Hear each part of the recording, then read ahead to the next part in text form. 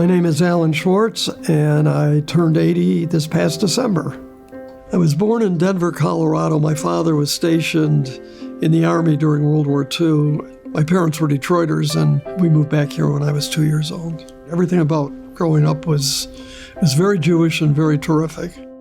I went to University of Michigan, also a great experience. I was a history major. I loved it. I was active in the fraternity and did a lot of things on campus and had a great time in Ann Arbor.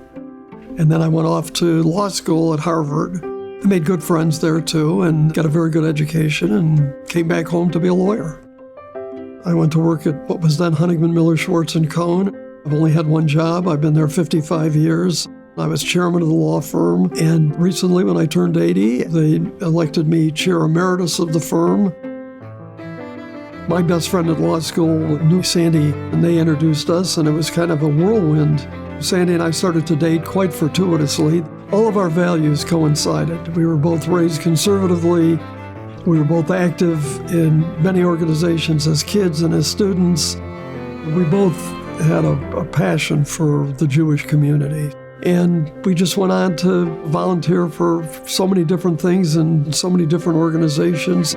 Sandy found her first home really at Schwartz with the Sisterhood. She started the Cancer Thrivers with Patty Niemer and Michelle Passon. I was president of Clover Hill Park Cemetery, and I remained active there. I've always been involved in Federation, not as much as Sandy was. She was president of the Women's Department. I became president of Schwartz, was on the board. It's just been a very important part of my entire life and remains so. I always worked hard and volunteered hard, but for us, the family was always central. Our boys and their wives really grew up as one family, so we have 5 grandchildren. We couldn't be more blessed. What I think is most important for my kids, and especially my grandkids, is to do what makes you feel good about yourself and like you're making a difference. Nothing else much matters. I'm adjusting to life without Sandy, and that's difficult, but you keep going.